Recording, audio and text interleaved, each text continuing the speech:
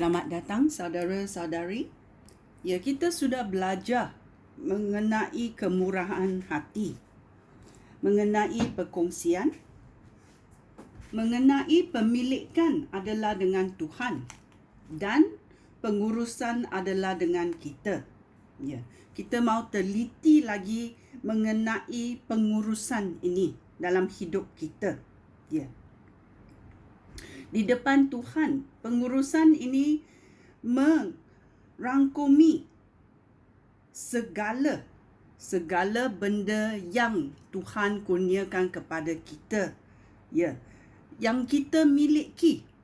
Okey, tetapi apa yang Tuhan mahu, pengurusan ini yang diberi untuk kita serahkan balik kepada Tuhan. Kerana kita tahu pemilikan adalah dengan Tuhan, kita hanya jadi pengurus apa yang Tuhan kurniakan kepada kita. Ya, ini merangkumi segala benda harta kita. Kita mula ada enam ciri yang kita mau betul-betul fahami dalam pengurusan di dalam hidup kita. Satu adalah mengenai hidup kita. Dua adalah mengenai masa kita. Yang ketiga adalah mengenai bakat dan kemampuan kita. Keempat adalah mengenai harta-harta yang kita miliki. Yang kelima adalah mengenai wang yang kita cari, yang kita dapat, kita punyai. Yang keenam adalah berita baik Tuhan. Macam mana kita menguruskannya. Ya, kita mau belajar dengan teliti satu-satunya benda yang dikurniakan oleh Tuhan. Okey? Kita bermula dengan hidup kita.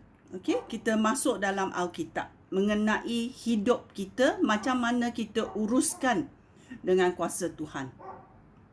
Kita mula cari dalam Alkitab Kisah Rasul-Rasul bab 17 ayat 25. Dia mengatakan mengenai hidup kita. Ya.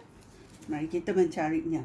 Kisah Rasul-Rasul bab 17 ayat 25 berkata,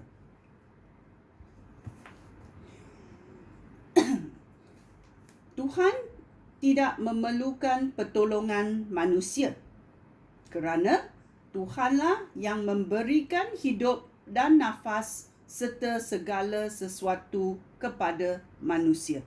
Ya. Dalam ayat Tuhan dia berkata, Tuhan yang memberi segala hidup. Tuhan yang memberi nafas untuk kita dan segala sesuatu kepada manusia. Itu datang daripada Tuhan, datang daripada Allah. Ya. Setuju ke? Okey. Kita tengok lagi dalam 1 Korintus bab 6 ayat 19 berkata, Cari, kamu tentu tahu bahawa tubuh kamu, badan kamu itu tempat kediaman Roh Allah. Kalau Allah tinggal di dalam badan kita, mesbah ini, badan kita menjadi mesbah Tuhan. Ya. Ayat 1 Korintus bab 6 ayat 19 berkata, kamu tentu tahu bahawa tubuh kamu itu tempat kediaman Roh Allah. Roh itu, iaitu Roh Kudus Allah itu tinggal di dalam kamu, dan Allah sendiri yang mengurniakan Roh itu kepada kamu. Diri kamu bukanlah milik kamu, tetapi milik Allah. Ya.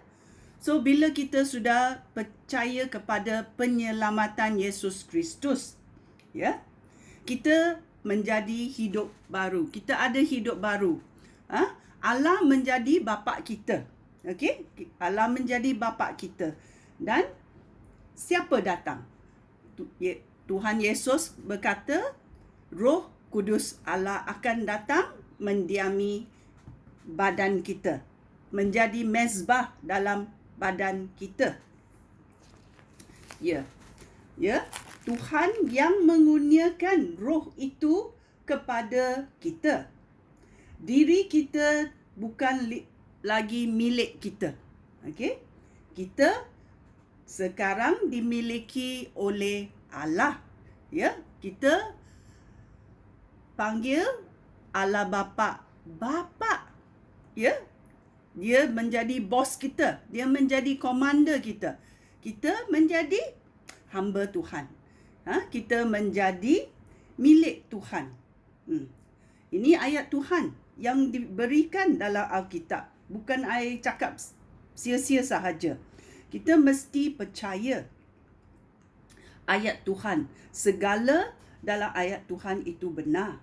So, dalam hidup kita, Tuhan telah memberikan pengurusan ini, tanggungjawab ini kepada kita. Boleh kita melaksanakannya? Ya, mari kita melihat dalam Galatia 2:20. Galatia 2 babak 2 ayat 20 berkata. Mencarinya.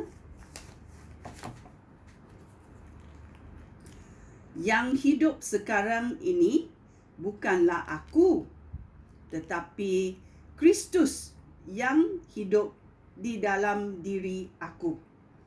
Hidup yang aku hayati sekarang ini adalah hidup dengan iman kepada Anak Allah yang mengasihi aku dan yang telah mengorbankan dirinya untuk aku. Ya, bila kita percaya kepada penyelamatan ini, ya, hidup kita bukan lagi hidup kita.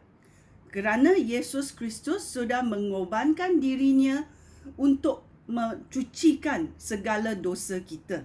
Dan sekarang kita milik Tuhan. Kita milik Tuhan Yesus Kristus.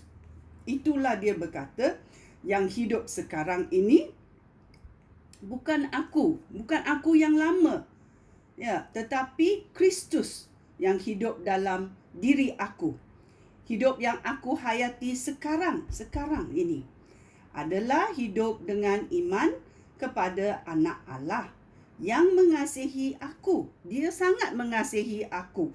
Dia sangat mengasihi kamu yang percaya dan yang telah mengorbankan dirinya untuk aku, mengorbankan diri untuk kamu. Kerana dia sangat sayang kepada kita, Tuhan sanggup mati untuk kita. Apa lagi yang kita nak ni? Okey? Ada lagi satu ayat Tuhan mengenai hidup kita. Adalah dalam Ayub babak 33 ayat 4.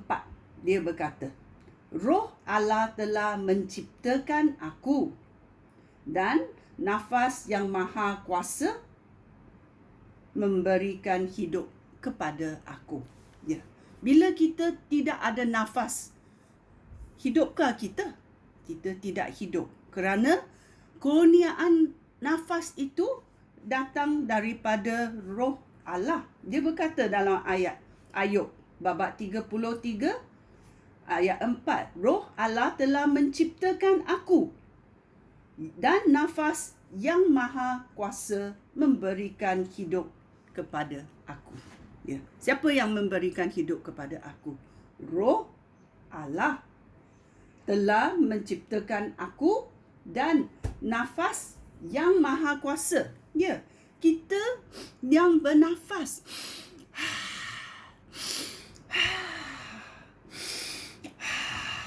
Nafas ini diberi oleh yang maha kuasa, Allah kita. Sungguh baiknya Tuhan kita, ya.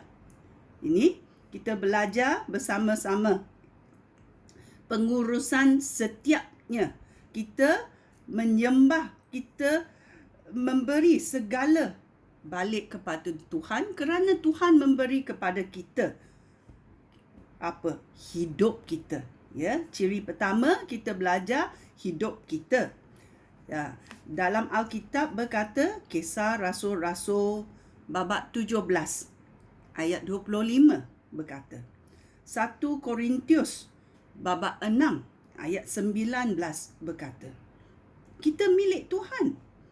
Galatia 2:20 berkata. Dalam Ayub 33 ayat 4 berkata, ya, hidup ini dikurniakan daripada Allah.